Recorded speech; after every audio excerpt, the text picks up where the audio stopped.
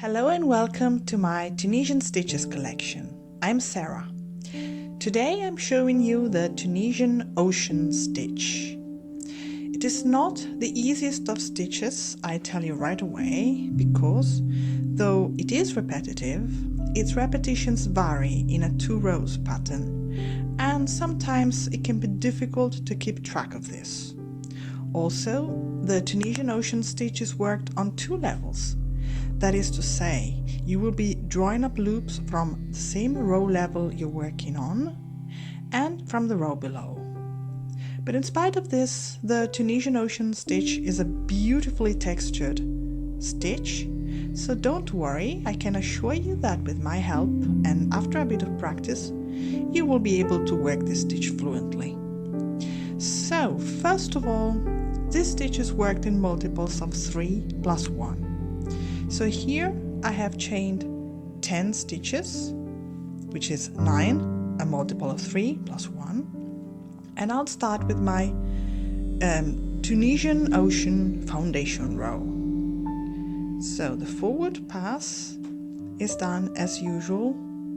So I will be drawing up loops from the initial chain as always. 1, 2, 3.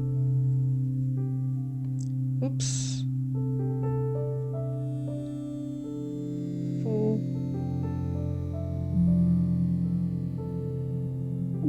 5,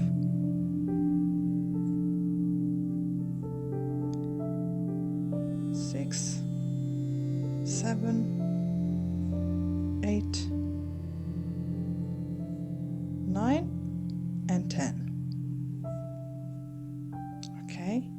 And this is the return pass for my foundation row in Tunisian ocean stitch. So what I do is I yarn over and pull through 2 loops together. Then I yarn over and chain 2. 1, 2. Then I yarn over and pull through 4 loops together. 1, 2, 3, 4. Then chain 2, yarn over and pull through 4. 3 loops left on the hook, chain 2, yarn over and pull through all 3 loops together. So let's take a closer look at my sample now.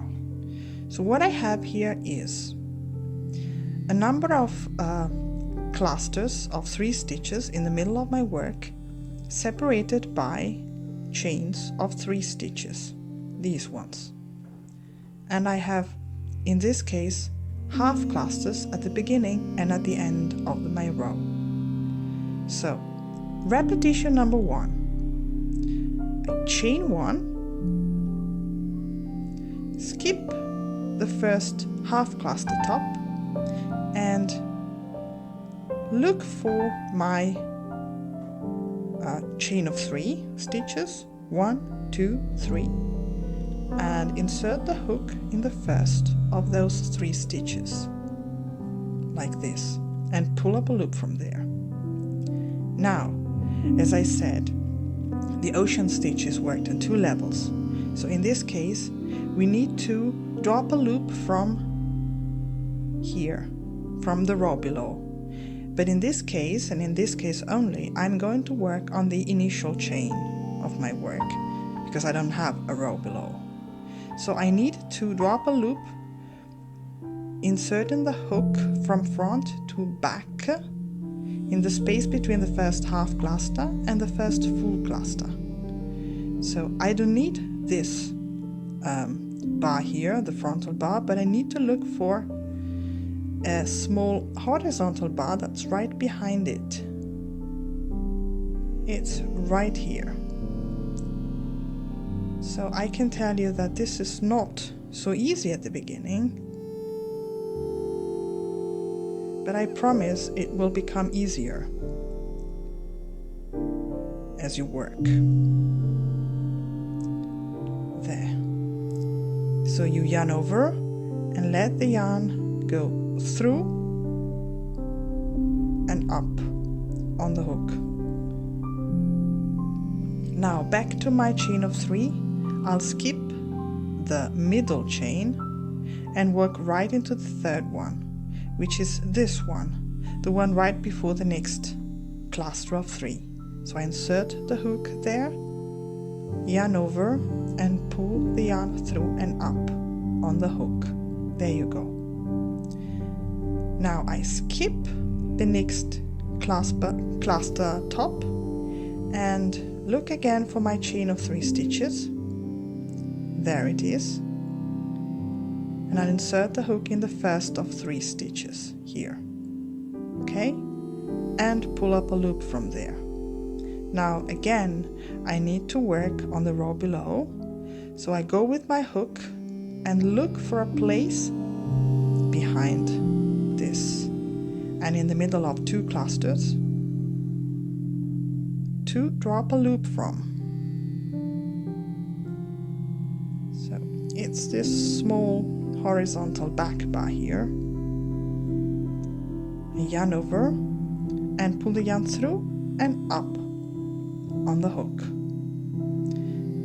And then I'll skip the middle chain of 3 and insert the hook in the third chain, this one. Okay, then I'll skip the next cluster top, and again I'm going to insert the hook in the first chain of 3, drop a loop. Again I'm looking for the back bar in the space between the last 2 clusters, or let's say the last full cluster and the last half cluster. I'll go behind it, look for that small horizontal back bar and drop a loop from there up on the hook. Okay, and then I'll work into the third stitch of the chain of 3 and pull up a loop from there. Okay, and to finish my forward pass, I'll complete it with a neat closing stitch. That is to say, I'm going to work into the last vertical bar and its back bar as well. Yarn over, pull through and up on the hook. So, if I count my stitches, I have 1, 2, 3, 4, 5, 6, 7, 8, 9, 10, 11 loops on my hook. So that's 1 loop more than I have initially chained. That's okay. This is the pattern, it's like this. So, now I'm going to make the return pass for repetition number 1, which is done like this. I chain 2, yarn over and pull through 4 loops together. Again, chain 2, yarn over and pull through 4, chain 2, yarn over and pull through 4. Now I'm left with only 2 loops on the hook, and what I'll do is yarn over and pull through those 2 loops together. So, repetition number 2 is done like this. The forward pass, I will not chain 1, but as you see, I have a space here between the first full cluster and this side bar here.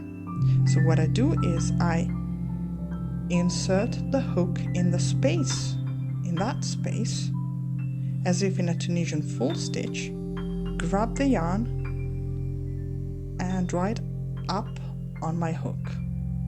And then I'll skip the next cluster top and start working the usual pattern. That is to say, I look for my chain of 3, this one, insert the hook in the first of those 3 stitches and drop a loop from there. Now I need to work on the level below, in this case, I need to insert my hook in the cluster top of the previous row. So if you just point the hook tip to the cluster top like this, and you push, the hook will spontaneously insert itself under the horizontal back bars that are right behind that cluster top. So I yarn over and pull the yarn through them and up on the hook. Okay? And then I'm going to work into the third of 3 stitches, forming the chain 3 like this. Okay? And now you know how to work. We skip the next cluster top, insert the hook in the first of 3 chains and drop a loop.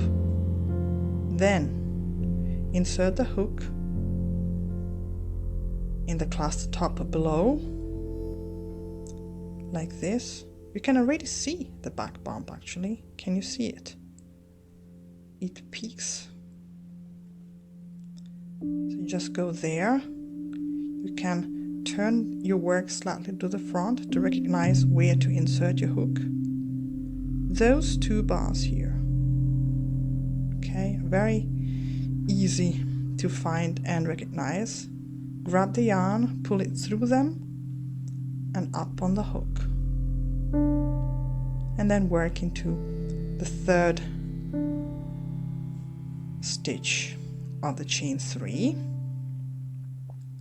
Okay, so now I have this situation here. I have my last full cluster and this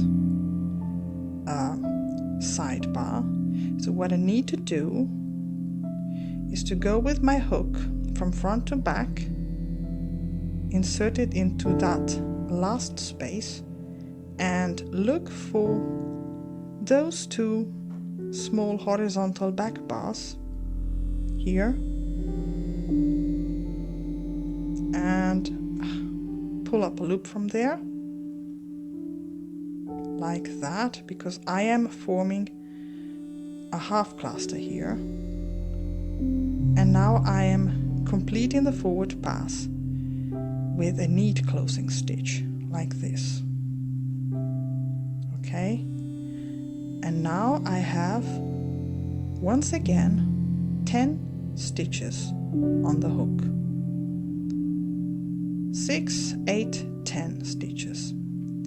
And this is the return pass for repetition number 2. So you yarn over and pull through 2 loops together, and then again you chain 2 and pull through 4 loops together, chain 2 and pull through 4, 3 loops on the hook, chain 2 and pull through all 3 of them. Okay, so these are the 2 repetitions I was talking about at the beginning of this tutorial. So what's important for you is to understand how to work if you lose track of what repetition you're working in. This is very important because you cannot be counting all the time. So this is what you need to recognize. First of all, where I don't have a space at the beginning, where I have a half cluster underneath, this is where I will start with a chain 1. Okay? Skip that first half cluster and start working the pattern as I have shown you so far. Okay? And the way I've shown you so far.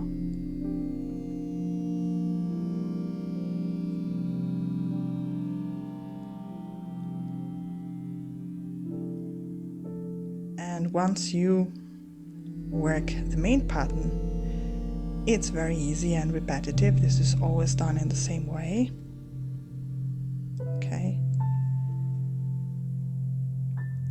But, okay. So this is a way to recognize it.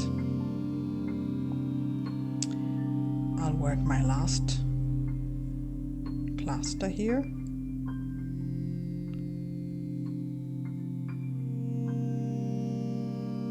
Okay.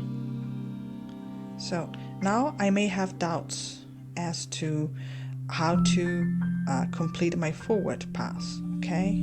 So if I look at my work right now, I see that I have one single loop on my hook on the right side. And then I have my series of groups of 3 loops, which make the main pattern. So what I need right now is to have a single loop on the left side as well.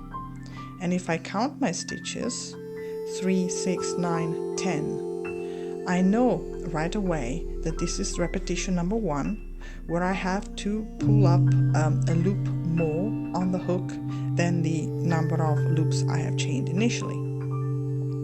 So I already know that I need to finish my forward pass with a neat closing stitch. And if I do, I end up with one single loop on the hook on the left side as well. And also now I know how to proceed with my return pass, because as you have seen, if I were to yarn over and pull through 2 in this case, I would not be able to form my clusters. I'll show you right away. In this case, what I need to do is to chain 2,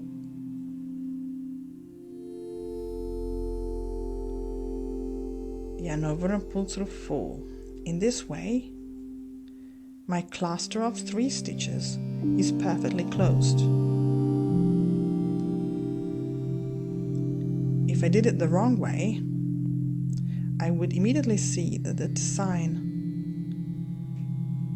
of the clusters would not be complete.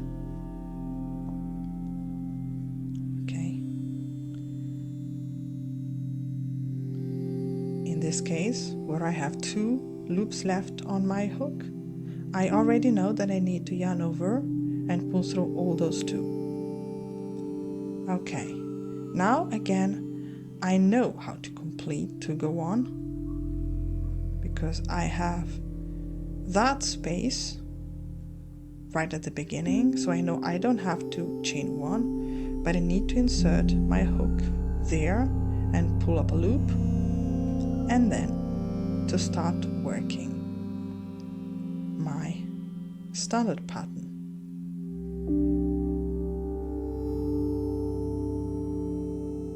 As we know it.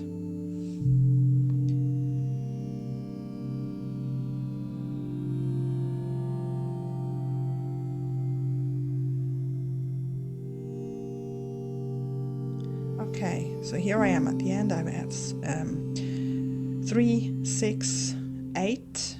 I know I need 10 stitches now. I mean, I needed to drop 10 loops on the hook. So 2 loops are left to be drawn up.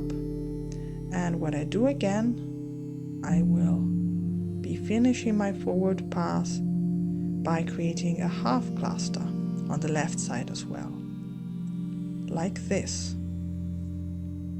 And I find myself in this situation here, where I have 2 loops on the right side, 2 loops on the left side, and a number of groups of 3 loops in the middle of my work. So in this case, I already know that I need to do my return pass like this, by simply yarning over and pulling through 2. And then I proceed with my standard return pass for this stitch. That is to say, yarn over, chain 2, yarn over and pull through 4. This movement creates closes the clusters of 3 stitches and creates the pattern and creates the strings of chain 3. I hope this is clear. Okay, 3 loops left on the hook, chain 2, and pull through all 3 of them. So I really hope this was clear enough. I did my best to explain it in the easiest possible way, but don't be scared away, because this stitch just needs some practice and some understanding of how it's formed, after which you will be able to master it completely. Thanks for watching as usual, and see you next time with further tutorials on Tunisian crochet.